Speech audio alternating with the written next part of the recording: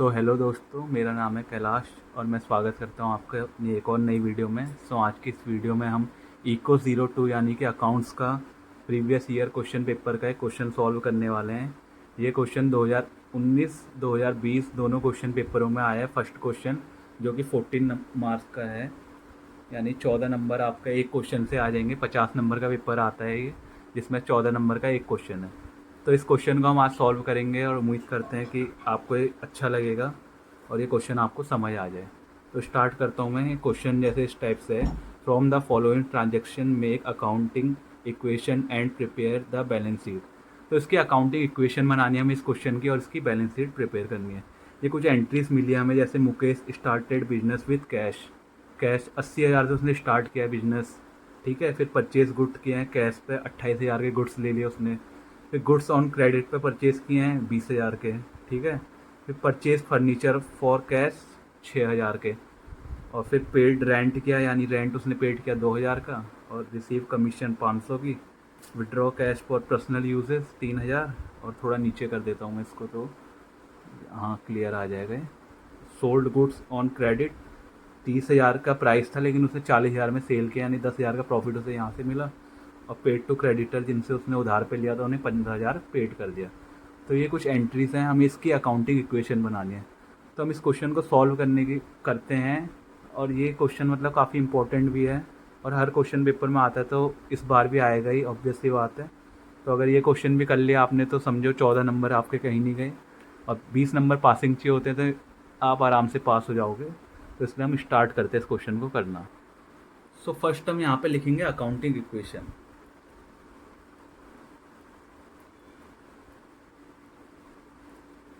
Equation, तो accounting equation होती क्या है पहले इसको देख लेते हैं, फिर इस क्वेश्चन को सॉल्व करेंगे। तो अकाउंटिंग इक्वेशन होती है हमारी एसेट,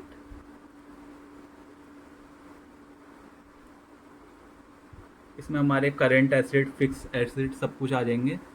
एसेट होंगे हमारे, फिर हमें इसमें क्या करना होगा, एसेट में हमें liability,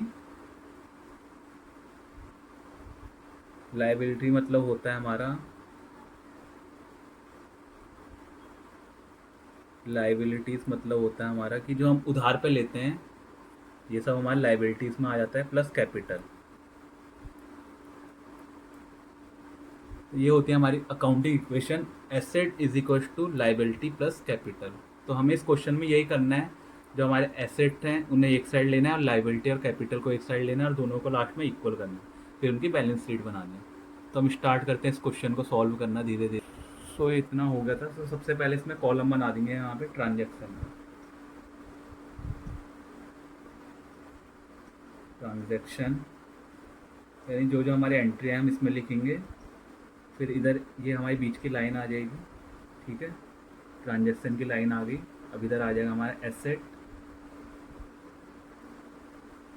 is equal to liabilities plus capital.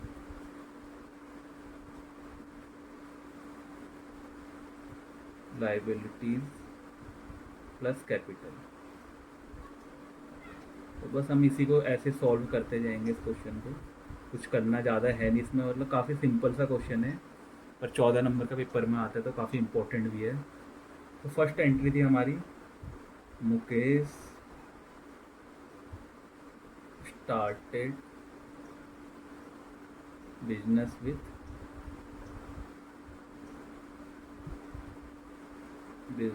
With cash. Cash, ठीक है। तो उसने कैश से बिजनेस स्टार्ट किया, तो हमारे एसेट में भी आ जाएगा कैश। उसने स्टार्ट किया 80,000 से, हमारे पास एसेट है 80,000 का, यानी cash is equal to liability कुछ नहीं है तो रहने देंगे इसे, कैपिटल है हमारे पास 80,000, ठीक है। जो उसने बिजनेस स्टार्ट किया कैश से, वो 80,000 है हमारे पास, तो वो हमारा कैपिटल भी हो जाएगा, ठीक है। फर्स्ट एंट्री हमारी इतनी थी बस। सेकंड एंट्री पे आ जाएंगे। तो सेकंड एंट्री में क्या बोल रहा है ये, purchase goods for cash, goods for cash, for cash यानी उसने गुड्स परचेज किए कैश पे। तो हमारे पास देखो, इसमें हमारे पास 80,000 तो हमारे पास एसेट था, ठीक है, यानी कैश था हमारे पास 80,000। उसमें उसने 28,000 के गुड्स खरीद लिए, तो 28,000 इसमें से क्या हो जाएगा, माइनस, बट इसमें प्लस क्या हो जाएंगे, 28,000 के गुड्स। ठीक है, 28,000 माइनस हुआ हमारे पैसा, लेकिन 28,000 का सामान आ गया हमारे पास। ठीक है, लाइबिलिटी हमारी फिर जीरो रहेगी, कैपिटल हमारी 80,000 ही रहेगी, क्योंकि हमारे पैसा गया है पर सामान आ गया, तो हमारा टोटल कैपिटल 80,000 ही बचेगा फिर भी। ठीक है, अब नेक्स्ट एंट्री हमारी परचेज गुड्स ऑन क्रेडिट। ठीक है, परचेज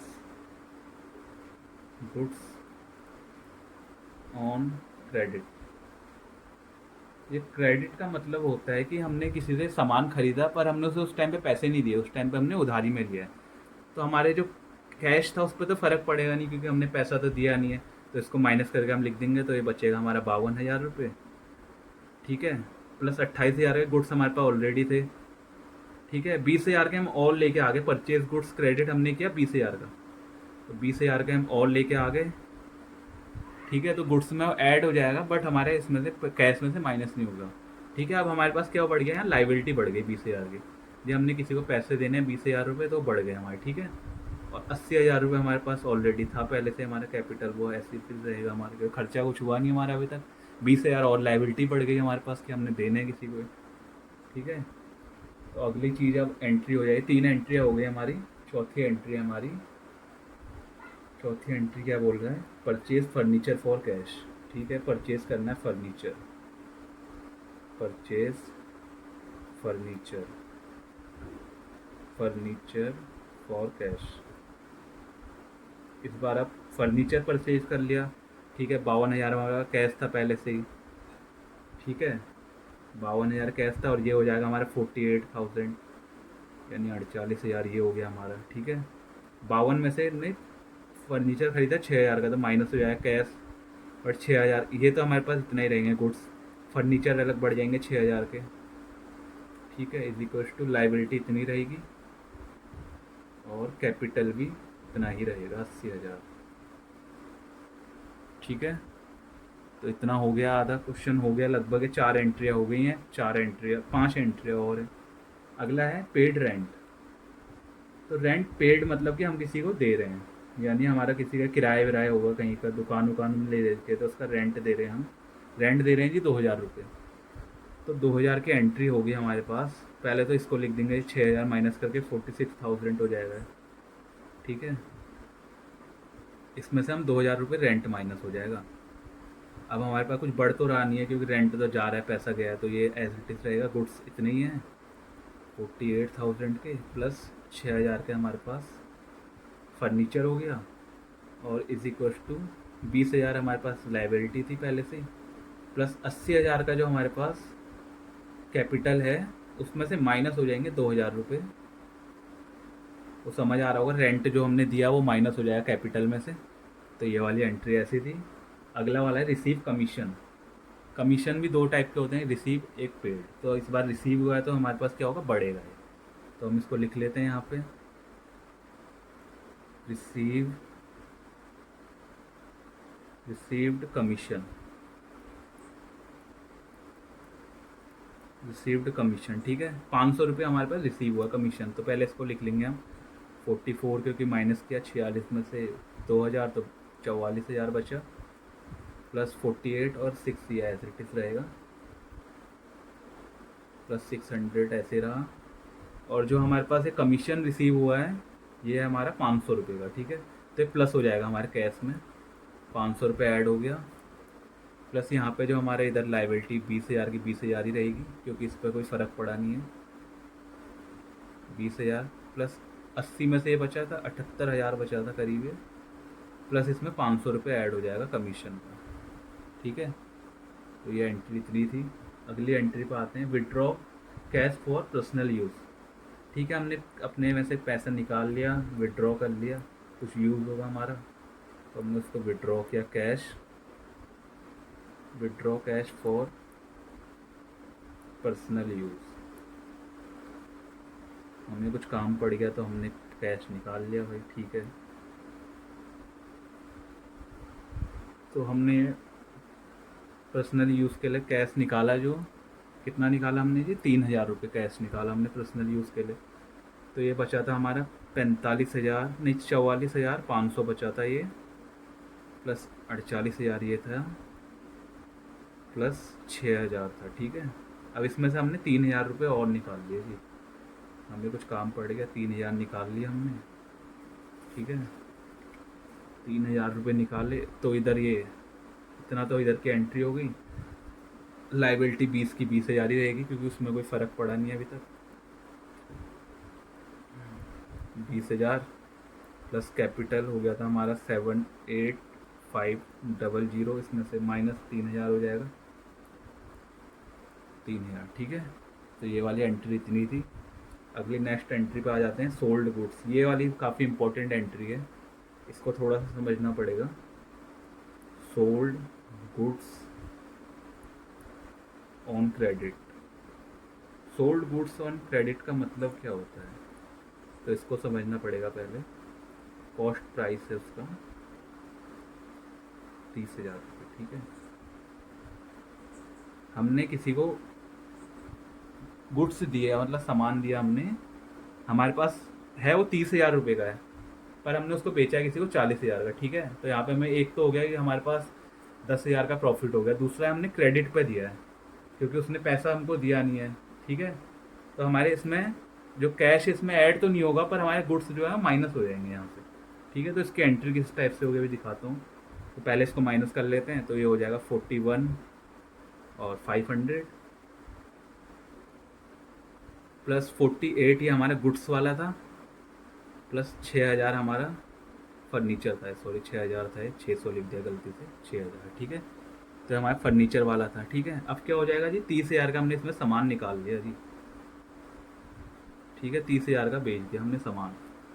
ठीक है, और फर्नीचर जीरो है, और 40,000 रुपये हमारे पास ऐड हो रहे हैं। कब किस चीज़ के हो रहे हैं, क्रेडिटर के हैं। 40,000 रुपये हमारे पास ऐड हो रहे हैं। ठीक है, और लाइबिलिटी अभी 20,000 है जिसको हमने देना है, हमने दिया है नहीं अभी तक। प्लस ये था हमारा 7,500, थोड़ा सा यहाँ पे स्पेस कम हो रहा है तो समझ ले आना बस। कैपिटल में अब क्या होगा, 10,000 रुपये ऐड हो जाएगा यहाँ पे। क्यों हो जाएगा 10,000 ऐड, क्योंकि हमें इसका प्रॉफिट हुआ है, हमने 30,000 का सामान लिया था, 40,000 में बेच दिया। लास्ट एंट्री बची है, उसको हम यहीं पे कर लेंगे ख़त्म। Paid to creditor, last entry है, पेड टू क्रेडिटर, यानी जिससे हमने क्रेडिट का सामान लिया था पहले, उसका हम पेड कर रहे हैं 15,000 रुपये। ठीक है, तो हमारे जो कैश था हमारे पास 41,500, उसमें से माइनस हो जाएगा जी 15,000 रुपये।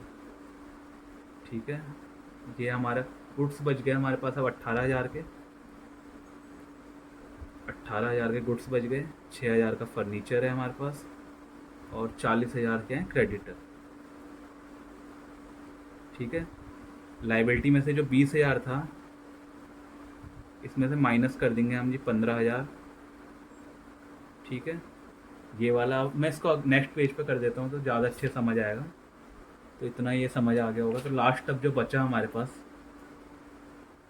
हाँ, तो लास्ट जो हमारे पास बचा है ये 26,500 बचा हमारे पास। क्या है ये, कैश। मैं ऊपर से लिख भी देता हूँ। प्लस 18,000 का बचा हमारे पास गुड्स। ठीक है, 6,000 का था फर्नीचर। ठीक है, और फिर ये 40,000 जो है ये है जी क्रेडिटर। ठीक है, अब देखो लाइबिलिटी बची हमारे पास 5,000, क्योंकि 15,000 हमने दे दिया था, तो 5,000 बची थी लाइबिलिटी।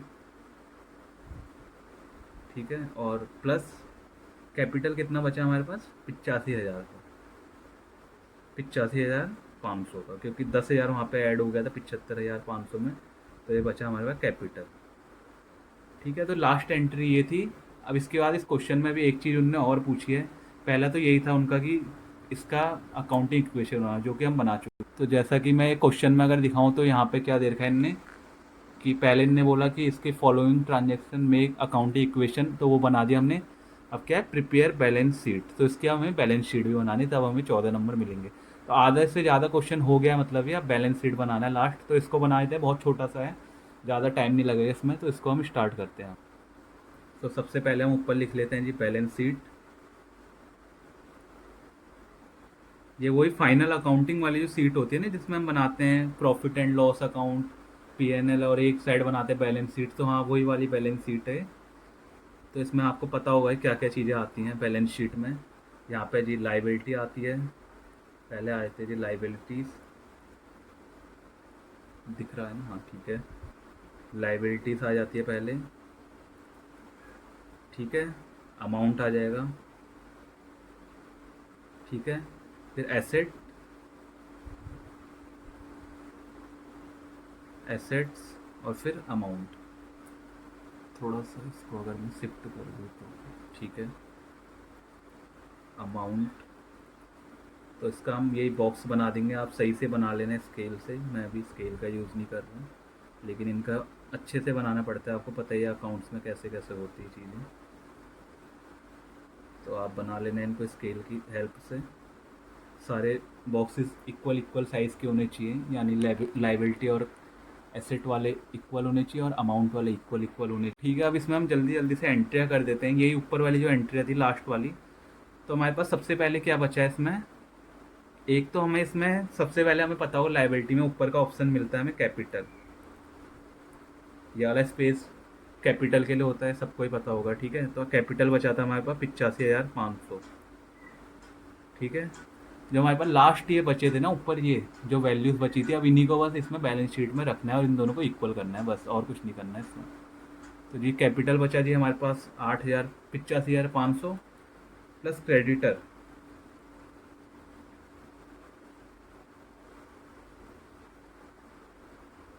क्रेडिटर बचे जी,